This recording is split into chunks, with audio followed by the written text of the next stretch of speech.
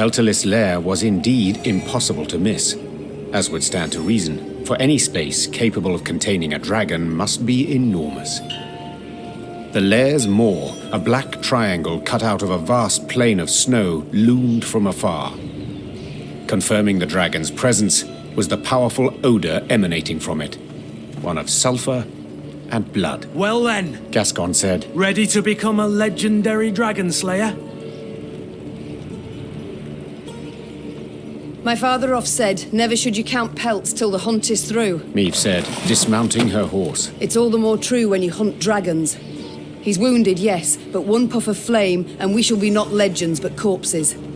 Leave all thoughts of foolhardy bravery behind. The Lyrians crept across the dragon's threshold. They walked single file, shields raised, watched by bats hanging from the ceiling. Keltalis lay curled up on a bed of diamonds and gold coins turned red from his blood. Seeing how he strained merely to lift his massive head, Meve knew the dragon no longer posed any threat. Come to finish what your poison began? The monster croaked hoarsely. Fine. Do it then. Keltalis turned over, exposing his vulnerable underbelly, and waited calmly for the fatal blow.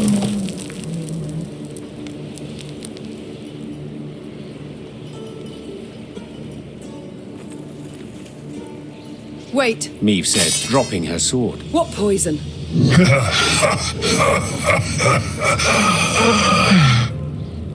Keltalis laughed while squeezing his bleeding side in pain.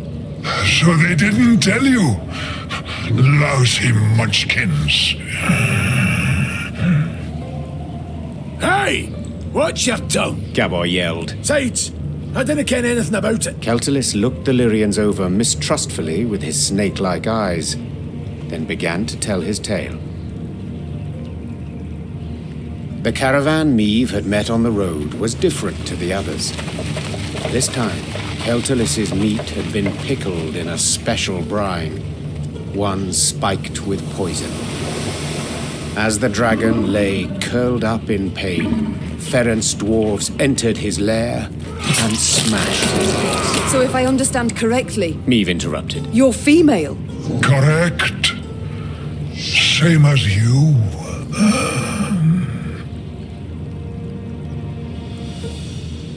As if on command, all Lyrian eyes turned to Gabor. Can you look at me? We didn't peek under his, its tail. If I may, Reynard interjected. these revelations about Keltalis' sex are undeniably fascinating. But I'm more curious why the Ferences stooped to such a dishonorable deed. That's easy enough to guess. Meve said. They were afraid the dragon would soon demand more tribute to feed its young, so they decided to strike preemptively. To the Ferences' misfortune, they delivered too small a dose of poison. Infuriated at the sight of the broken eggs, the dragon gathered its strength and flew to the nearest town. Meve saw for herself what happened then. And now it was up to her to decide how this story would end. The dragon had killed dozens, perhaps even hundreds, but had been provoked first by the dwarves' heartless cruelty. Did it thus deserve death or mercy?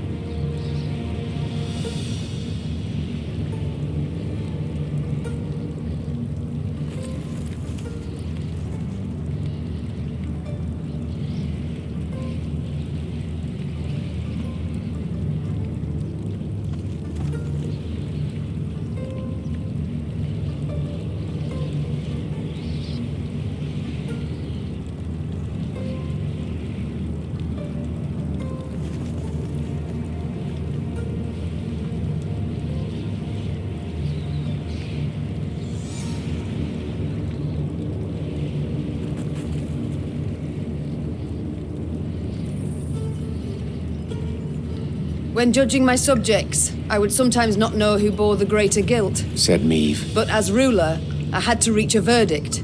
Often a harsh one. The Queen returned her sword to its sheath. This is not my land. Meve said. Nor are these my subjects. I don't have to choose the lesser evil. Meve! Gabor hissed. Brewer will be furious. Let him. And you, dragon, swear me this. When you heal, you shall leave Mahakam and never return. You've my word. And my gratitude. Meve was about to leave the cavern when the dragon blocked her way with its tail, then gathered a smattering of valuables at the Queen's feet. Each would be the prize of the Lyrian crown jewels. News that Meve had spared the dragon which had killed dozens of dwarves did indeed enrage the inhabitants of Mahakam, the Ferences in particular. But when the clans considered driving the Lyrians from the pass, Elder Vavrenek opposed it. No matter what happened after, he had sworn Meve his undying gratitude.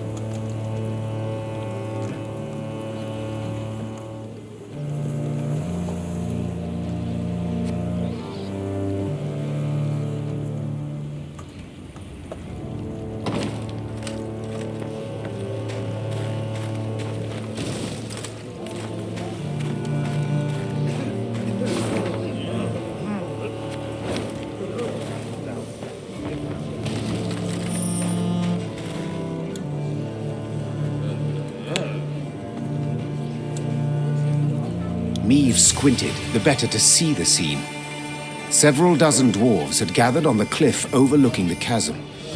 All were turned towards a ramp, at the peak of which stood a barrel. What is that gathering about? Asked the Queen. Have we a feast day? Nay, Answered Gabor grimly. 'tis an execution. A hairy head peeked out of the barrel. The long, pointy nose and ears left no doubt that it belonged to a gnome. The first Meve had ever seen in her life. Help! Save me! The gnome yelled. They aim to kill me! Cast me in the chasm! Shut your maw! Barked the dwarf standing next to him, who then shoved the gnome inside the barrel and covered it with a lid. Your crimes! The sheer weight of it, eh? No lighter punishment is fitting. The other gathered dwarves nodded approvingly. Two gripped the barrel, lay it on its side, then lifted it to cast in the chasm, paying the thumping from inside it no heed.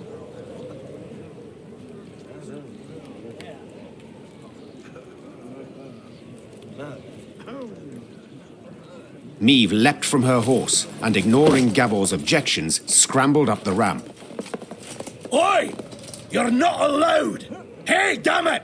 What do you think you're doing? I think it's obvious. Preventing the execution. Thanks be to the gods! Oh, wench, you've no such right. Judgment's been handed down. Sentencing's done. Yes, and a cruel sentence it is. One that prompts me to wonder what the accused did to deserve it. Better to ask what he didn't do, the varmint. Arrived here with his peddler's wagon full of tricks and gadgets. Went from house to house, praised his rubbish to the high heavens. And what's it he sold us? Bombs that go off in your hand. Beer growth formula that makes your hair catch fire. Music boxes for the kiddies. Once cranked, they never plough in stop. You needed but to loosen the screw in the back and... Shut your maw, ye roaster. Doesn't it matter all that? 'Cause we'd have forgiven it if he hadn't broken our sacred rules and hallowed customs.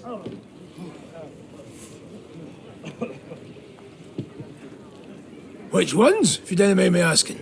Enter the smithy, cap on his head. held nails between his teeth, and poured fruit syrup in his beer. Raspberry. Blech. Just the once, and but a few drops. You got nothing to explain your villainy, scoundrel. Not a thing. And that's not even the worst. Saved his highest crime for the end. He was in a mine, and he whistled. Oh, aye, that's bad. Shouldn't have done that. Aye, he did. Whistled through his teeth and hummed in harmony a long warble. We all heard it up and down the shaft, and our grand-elders were clear. Death's the punishment. Death by barrel roll.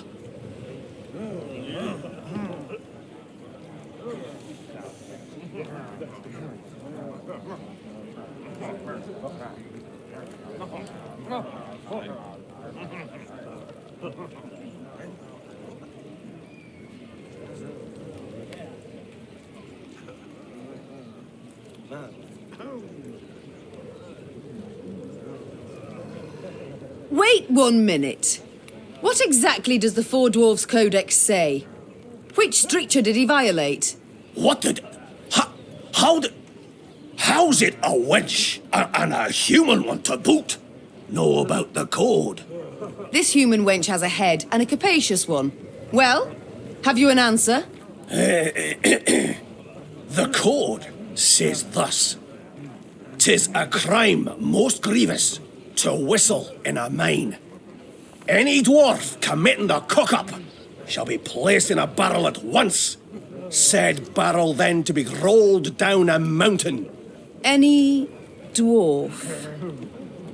The situation's clear. If my senses do not deceive, the accused is a gnome. Aye, but the code's not to be taken literal, like. It's to be interpreted. What the ancient elders had in their heads, why, that's got to be divined. Nothing to be divined here. You got to be a dwarf, not no bloody gnome. So, am I, meaning I'm free to go? Perchance we ought to let the elder-in-chief rule on the matter. Oh, aye. Oh, for we all ken how old Hoog loves being bothered with such things. Ah, fine. Now get the hell out of that barrel and out of my sight, you hairy hamshanker. My lady, I haven't a way to thank you. That we've yet to discuss. Perhaps first we should learn each other's names? Aye, yes, of course. Oh, what a prat of me. Barnabas. Barnabas Beckenbauer. To friends, Bibi. Meve, Queen of Lyria and Rivia. Queen. Cows in the corn, colour me honoured. Your Majesty, obeisance due. None necessary. Protocols for use at court, not beyond it. An inventor you deem yourself. Am I right? Most assuredly. Though, truth be told, the dwarves saw no ingenuity in my craft. Seems I'm ahead of my time. Fiery bursts in the palm of your hand. They shall be in fashion one day, to your mind. Oh, nay, just a bit of misfortune, that's all that was. You see, I mistook mercury fulminate for saltpeter. The vials stood beside each other, see, and... The details I need not know. But one matter I am curious about. Could you construct a bomb that would explode when desired? For instance, beneath my foe's feet as they stepped over it. Of course I can. It's simple. Why then? You wish to show your gratitude? You must join my ranks. Assist me to defeat Nilfgaard. Defeat Nilfgaard? Pure ambition, that is. But I'd have been a barrel of broken bones at the bottom of a ravine, if not for you. I'll do what you ask to pay off my debt. And thus, for the first time in Lyrian annals, a gnome enlisted with the army. And though Barnabas Beckenbauer was diminutive of body, this new recruit would prove his worth on more than one occasion. You change your mind, lass, let me know, eh? Got the barrel ready and waiting. You change your mind, lass.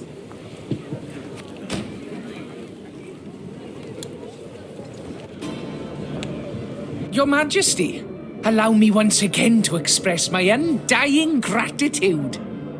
You're most welcome, Barnabas, but please, we haven't need for any formalities when speaking alone. Well, of course. How might I help you then? I like to know. No, I must know who I travel with. Please do tell me about yourself. About me? I've most civil relations with dwarves, as you saw. But is there anything in particular you'd like to know? Why not start at the beginning? Tell me where you hail from, perhaps. Oh, right. I was born in the distant south, in Tir Tokhair. My mother was a washerwife, my father, an armourer. Soon as I'd passed 40 winters and could strike out on my own, I left the family, my native parts. So I've been on the road now about, 20-odd years. Indeed.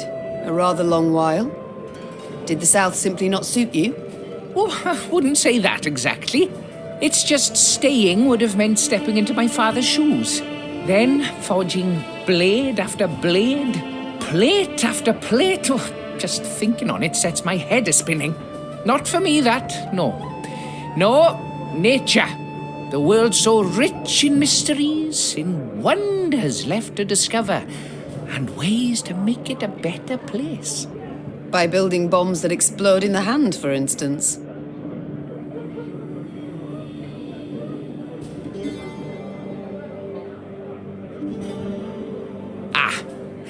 As those bearded fellas say, Mahakam wasn't built in a day.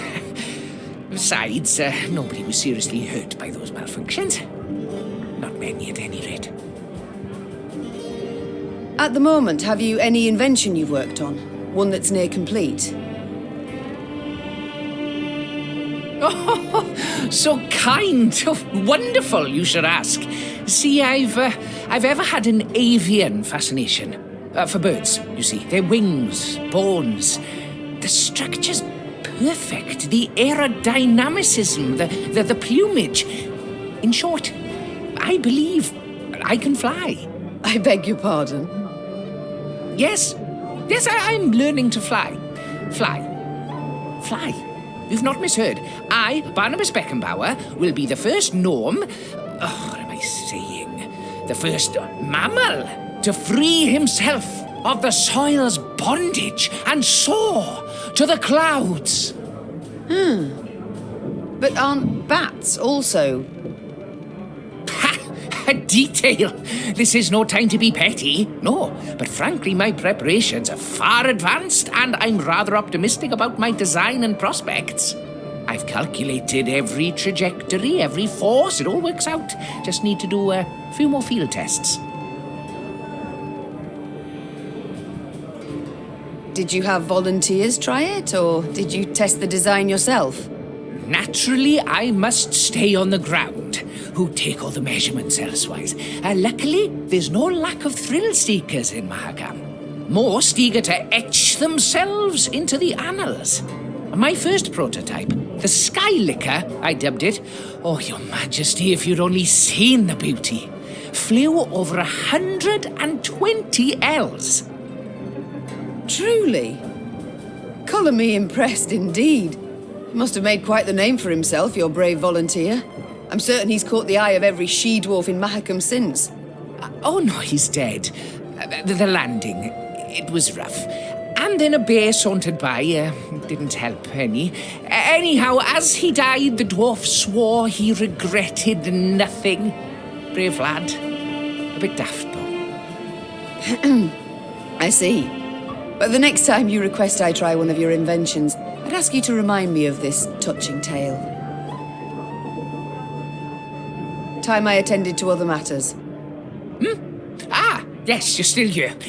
Off you go, then. What can I pour you, my lady? Miss Em? Hey ho, how's my favourite queen in the north? It's time I attended.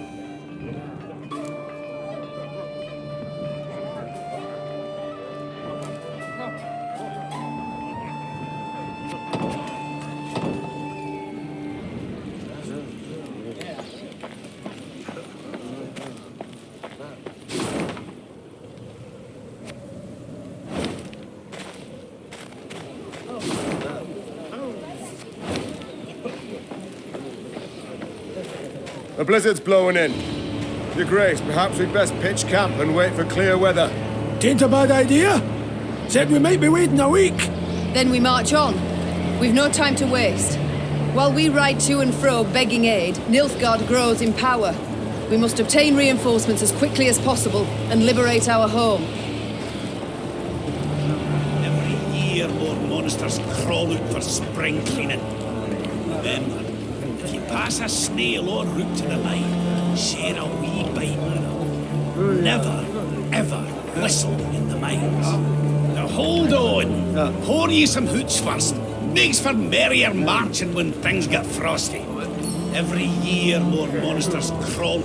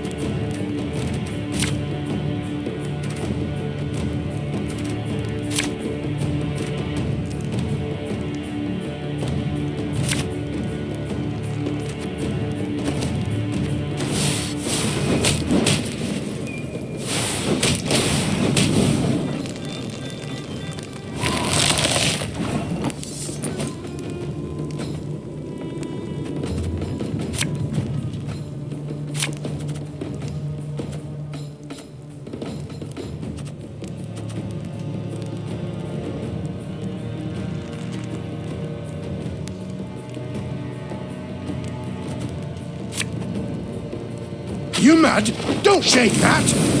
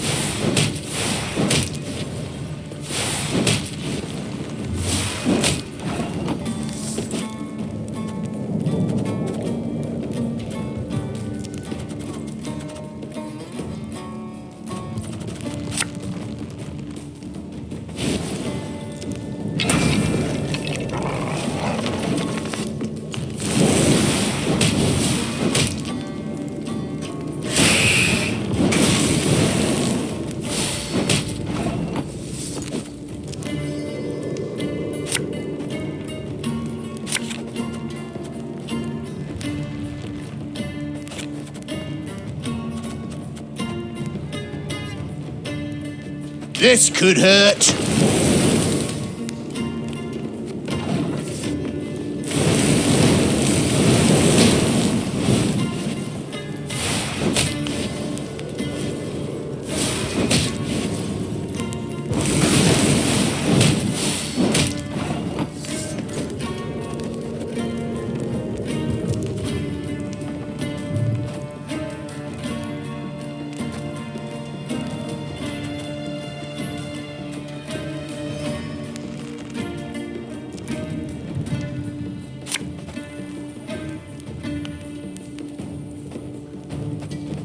Oh, sorry, turnips back for an encore.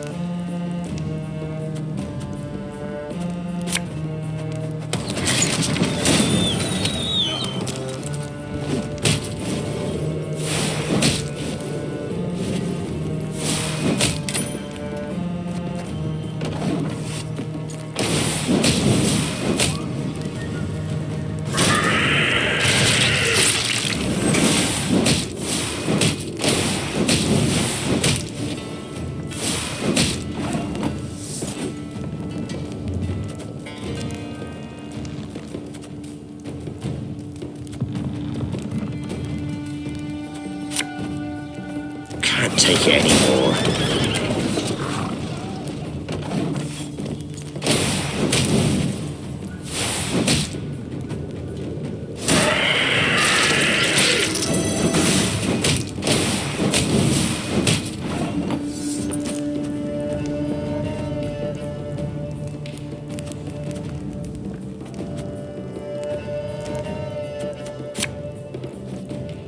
Ever have a stone knock out one of your teeth?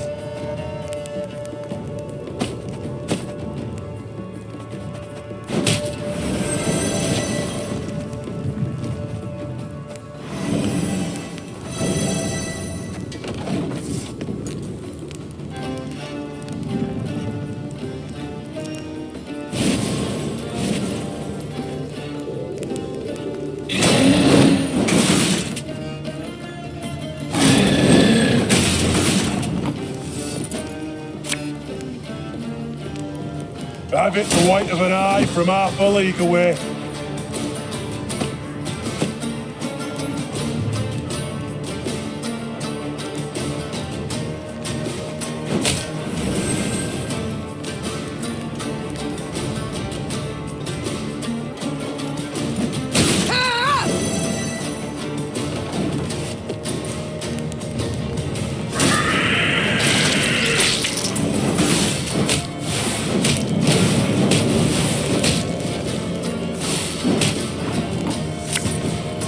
Bigger they are, easier they are to target.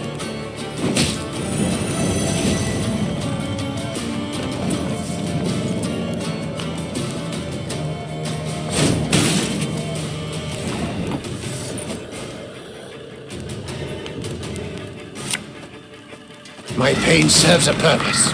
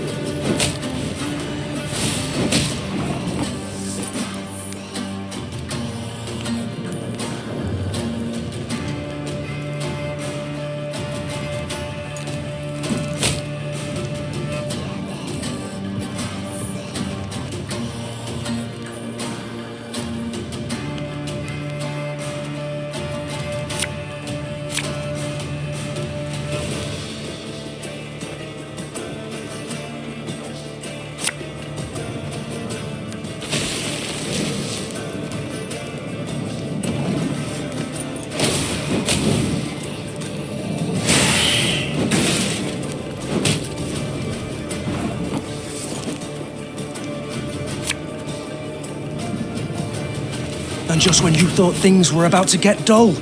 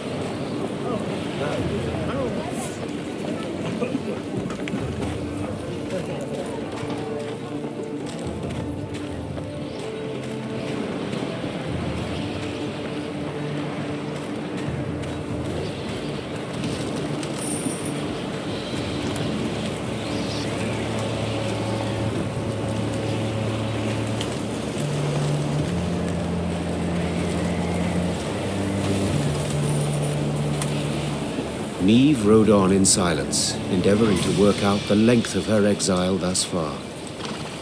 A scout's call tore her from her reverie. Your Grace! You must see this! With a grave mien, the soldier indicated a track in the snow. The hobnail boot print was all too familiar. Niamh had seen it before, upon Lyria's sandy tracks, and midst the ashes to which Edern had been turned. Nilfgaardian footmen. Seethed Niamh. Marched through of late. Interrupted Gascon. A day, perhaps 2 days past. The scouts had learned a Nilfgaardian caravan with an armed escort had recently arrived in Mahaka. The invaders had brought with them chests brimming with gold and jewels, then exchanged these for the finest Mahakaman-forged swords and spears. A scout gave me one of the coins the Blackclads had used for payment. Upon the coin's back, the Lyrian eagle. They pay with gold from my vault. The Queen said through gritted teeth. For arms that will cut down my fighting men and subjects. We might yet pursue and hunt them down, said Reynard, a spark in his eye. And make certain Ed Dahi never lays hands on those weapons.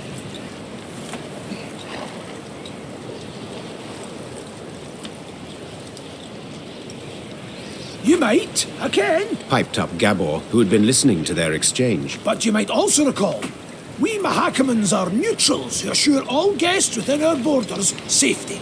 True, formally speaking, the Nilfgaardians have passed outside them, but attack them a stone's throw from our gates, and you'll see Brewer's rage come out his ears as steam, and out his arse as fire. No war's outcome has been swayed by a few wagons of arms. no matter their quality. said the Queen, vaulting into her saddle. Yet if we turn Bruver against us, I dare say we shall never wrest our land from black-clad hands. The Queen's men regretted her reluctance to attack, but none tried to dissuade her. They knew her too well.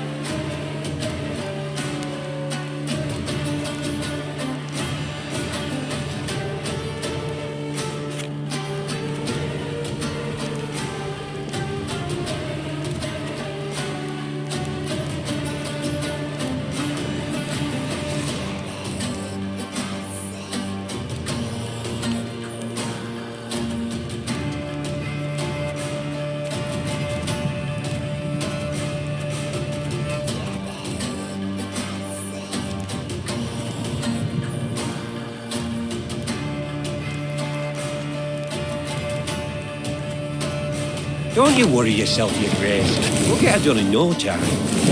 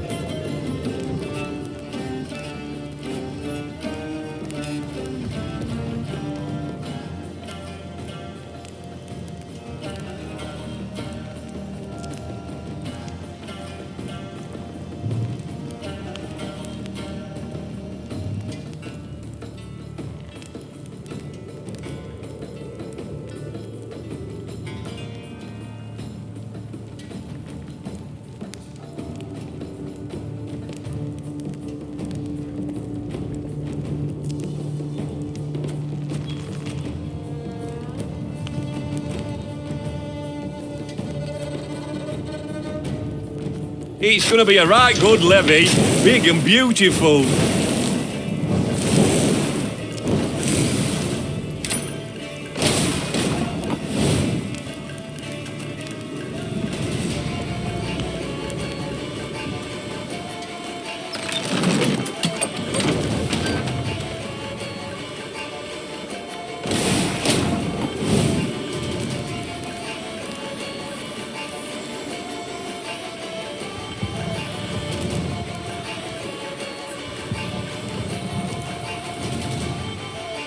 Greetings. What is it?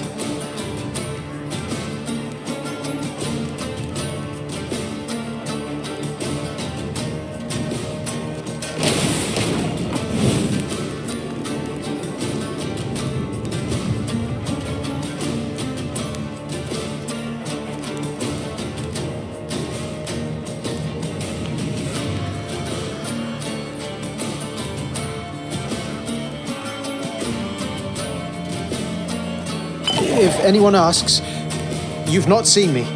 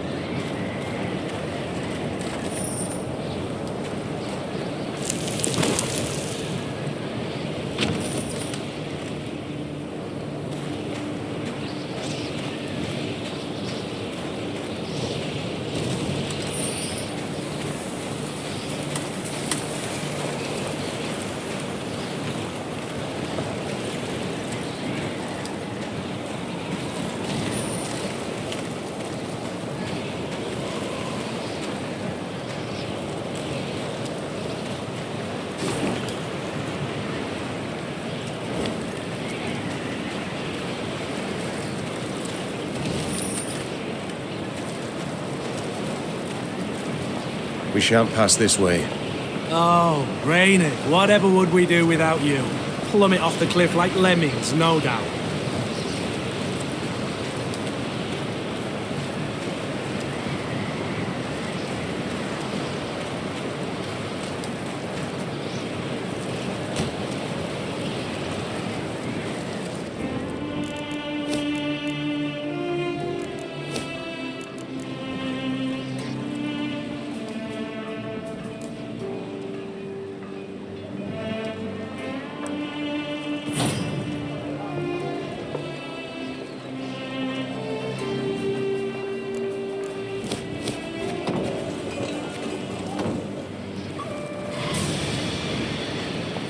Meve squinted and gazed off into the distance.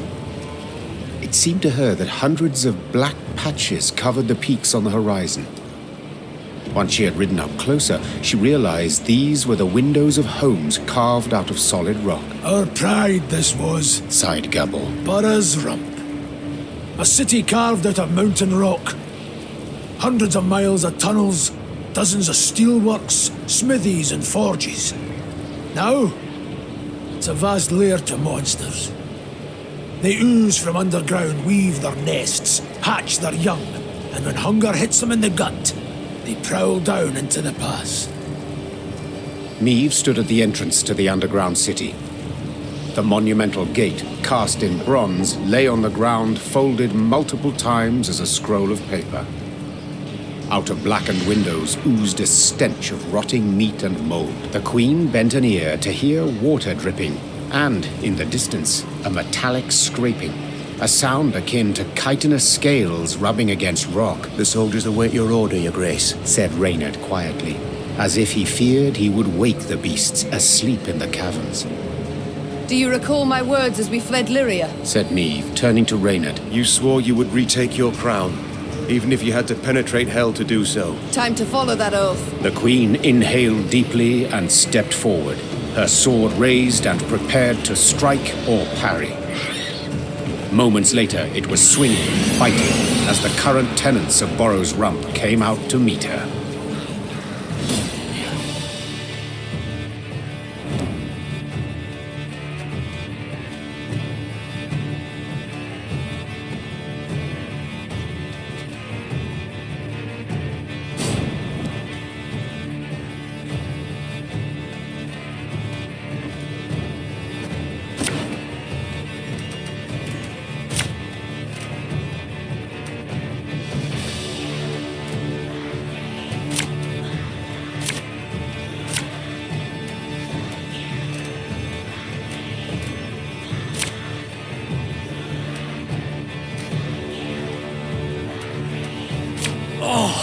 This stench is foul.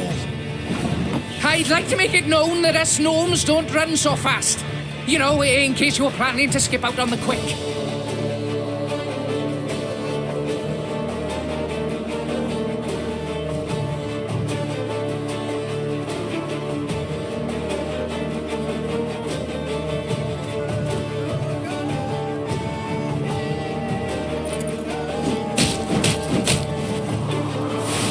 Damn it!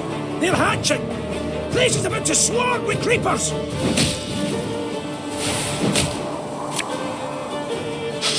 I smell a leak.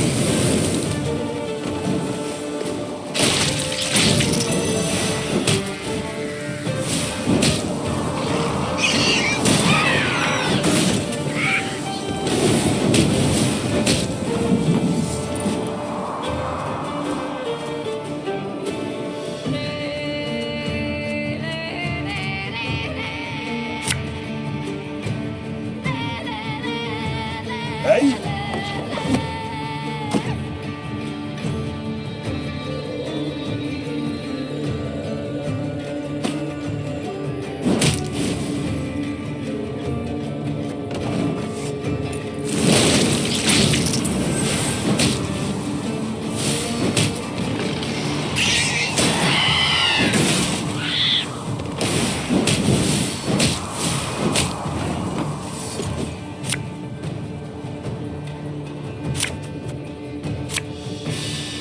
For you, pal! Anything!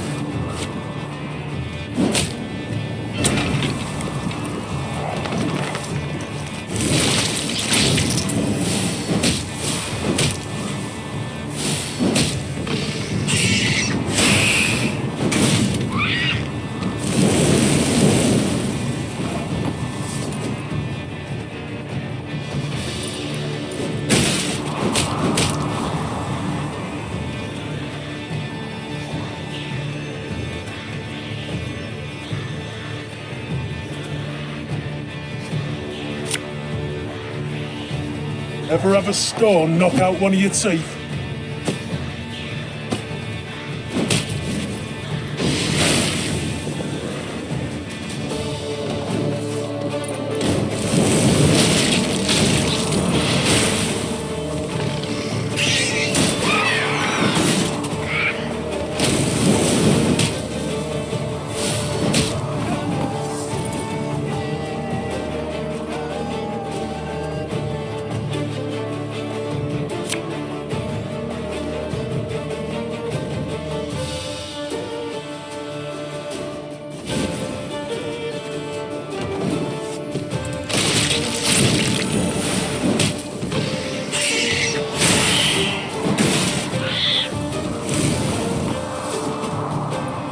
Have it the white of an eye from half a league away.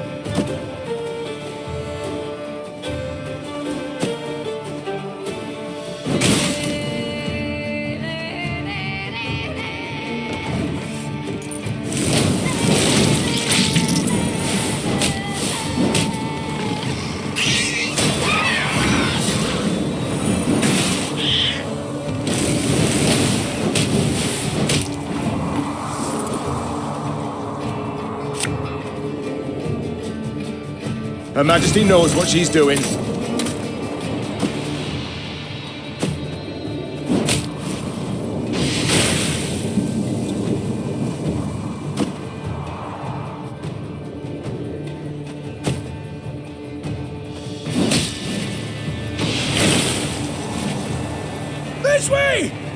for me! Though wounded, Meve approached the Shaelmar, which lay writhing on the ground. She then ran her sword through its heart, finishing it. Yet so spent was she that she lacked the strength to pull her blade from between the plates of the chitinous armor. The beast near took me. She whispered. It was very close.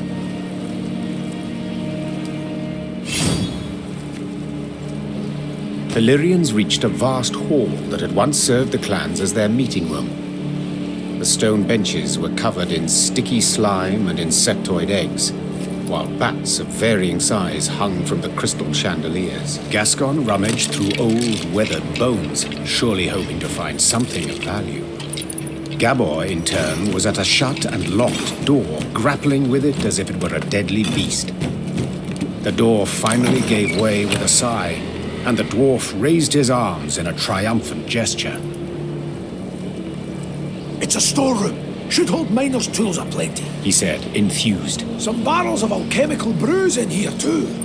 Lucky there's no sign of moisture. They haven't soaked through. All's we've got to do is roll them out into the corridor and set a bit of fire to them, and whoomph! We'll have sealed the beasts off from the pass once and for all. Meve treated the dwarves' instructions as hallowed. Soon after, the mountains trembled from a powerful explosion. Rubble came down and blocked the tunnels. They say the plumes of smoke escaping the window openings in the rock could be seen as far as Aldersburg.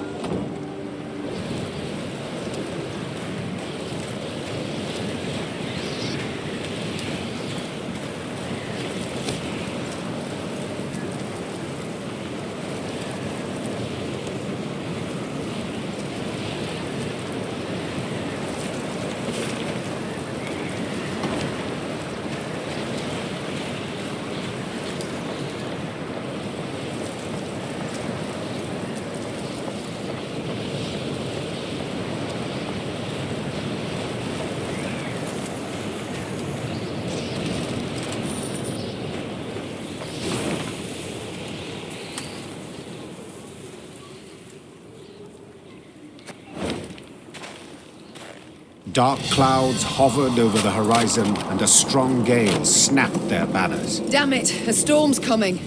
Gabor! Take us to the nearest settlement. We must seek shelter. Soon, the Lyrians arrived in Stuhlkamp. The town square proved full of folk. Several dozen dwarves, laden with large sacks and satchels, stood about in smaller groups. When a thick snow began to fall, the dwarves cheered. Tears streamed down the cheeks of several, but Meve could not tell if they issued from some fortuitous occurrence, or if the strong wind had wrung moisture from their eyes. What is it we witness? Why do they rejoice at a snowstorm? Asked Meve, pulling her hood over her head. Well, the blizzard's good cause to postpone their expedition by another day, Gabor responded. See, they've been conscripted by drawn lots to be settlers. Found homes in a village in Blackbrook Vale. 7 expeditions have gone that way already, and none survived longer than a year. Valley's cursed. No two ways about it. Intrigued, Meve proceeded to speak with the settlers' leader. He confirmed Gabor's claim. He had buried many a previous colonist. All had been abnormally thin, pale, prematurely greyed, as if some wraith had drawn the lifeblood out of them. Once the dwarf had finished his tale, he gripped the queen's hand firmly and promising a generous reward, begged that she and her Lyrians accompany the expedition to Blackbrook Valley. Tain't far. Mere few leagues north along the main road. Will make the march much easier to ken with the whole army, in case of any danger. I know not how useful our swords can be against curses and spectres, said Meave. but leave you bereft and in need I will not. We shall march with you into Blackbrook Vale and see to it that you are safely arrived. Then we will march on. The dwarf sped off to announce the good tidings to his settler brethren.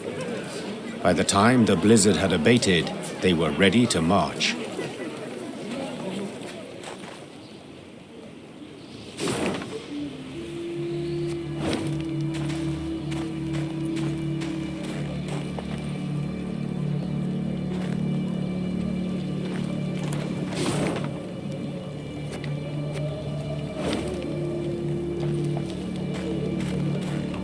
Be bold.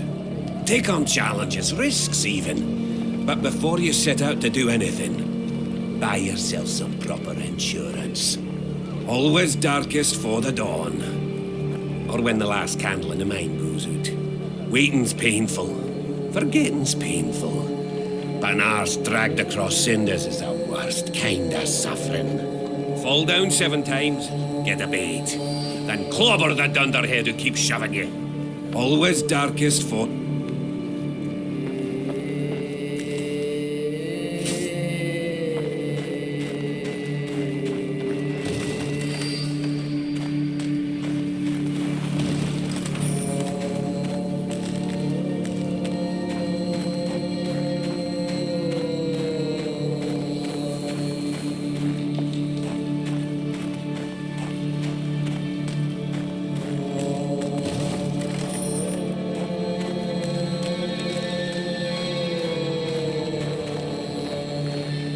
Stay clear of Borrow's Rump.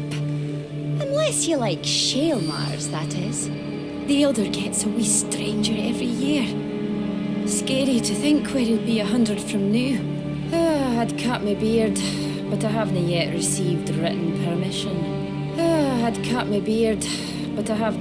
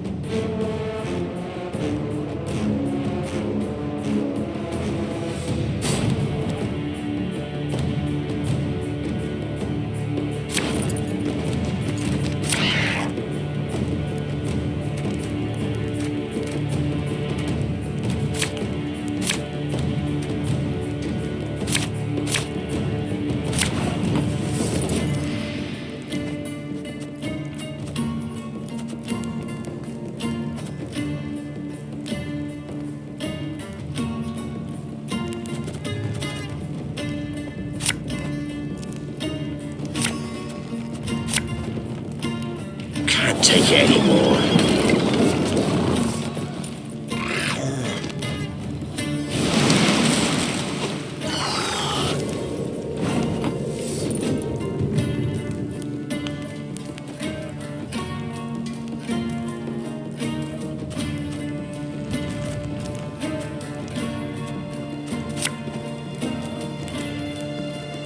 Are you mad? Don't shake that!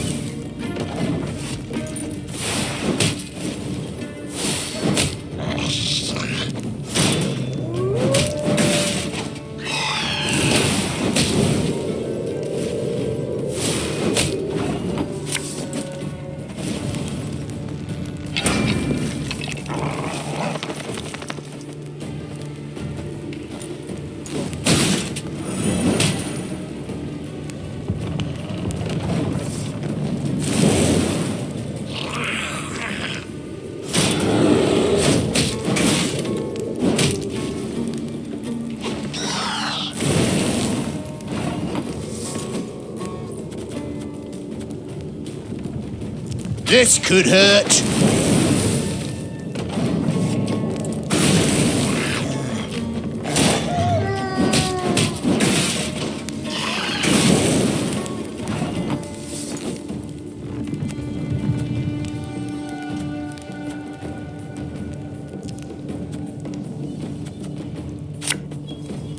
Thing about slings, they hide well.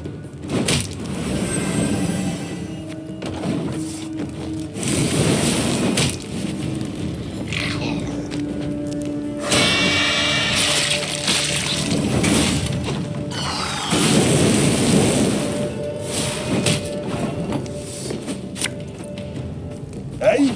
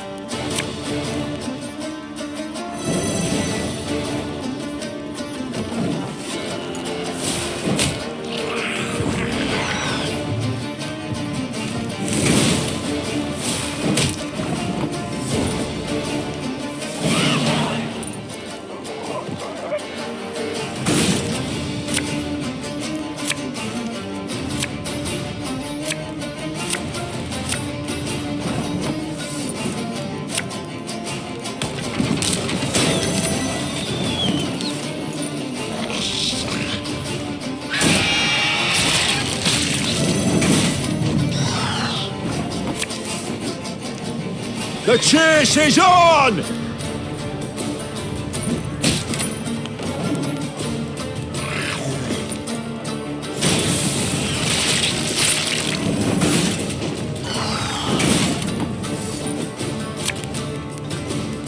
Ever have a stone knock out one of your teeth?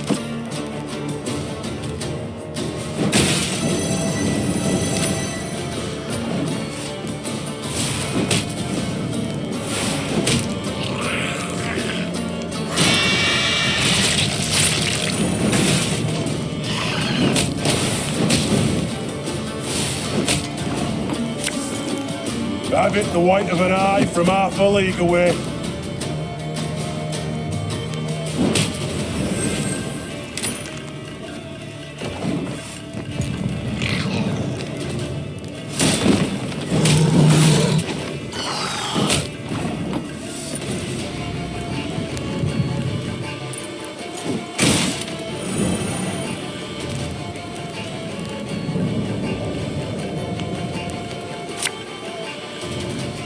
And just when you thought things were about to get dull.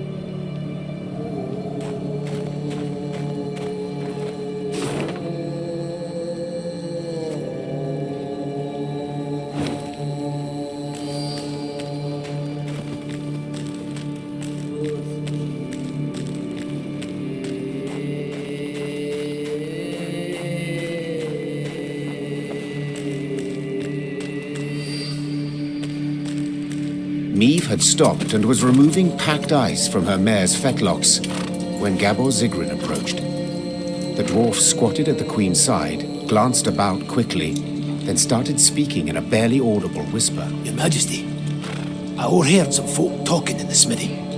Birdies claim there's treasure, true riches, in the hills near Blackbrook Vale, south of here. Stowed away there. And nobody dares go looking for it on account of beasts that have made their lairs there. But you've got a wee army behind you. I reckon you could try. Might be worth the risk, eh?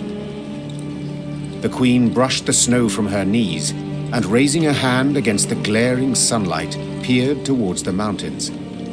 Though tempted, she had doubts.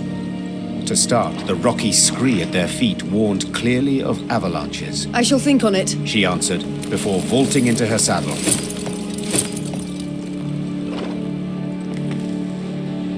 Blackbrook Vale holds many secrets and many treasures.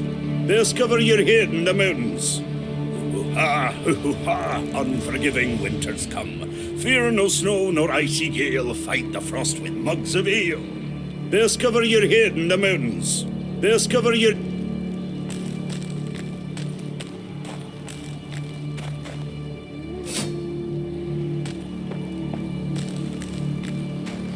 The following is proclaimed by formal decree of the Elder. From here on in, you're on your own, wench. In Blackbrook Vale, you're advised to never stop or stray from the road. Follow the Four Dwarfs Codex. It'll save your life. The following is proclaimed by...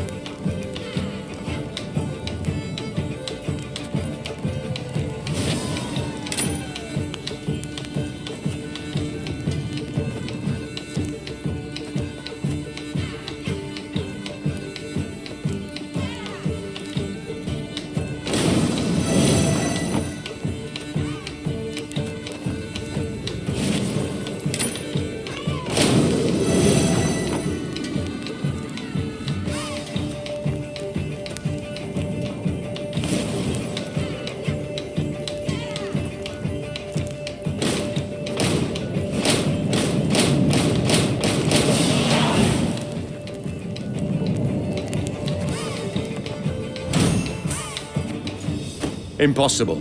I can't believe it. Gascon, he drank a dwarf under the table. I've said it before, I think, dear Reynard. You simply underestimate him.